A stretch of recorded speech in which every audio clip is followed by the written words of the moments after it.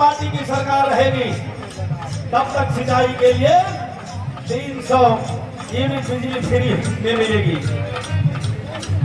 कहना है क्या?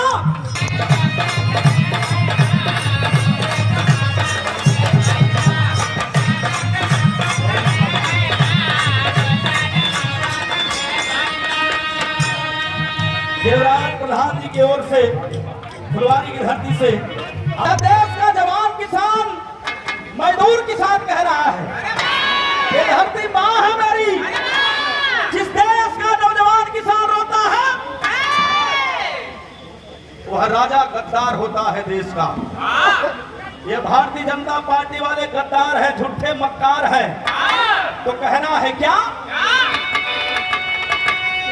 ये धरती माँ है मेरी, ये माँ है मेरी।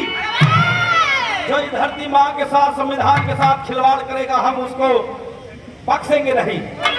ये धरती माँ है मेरी, ये अलग ऐलान लिख देना। मेरी जिंदगी पे इसके हैं एहसान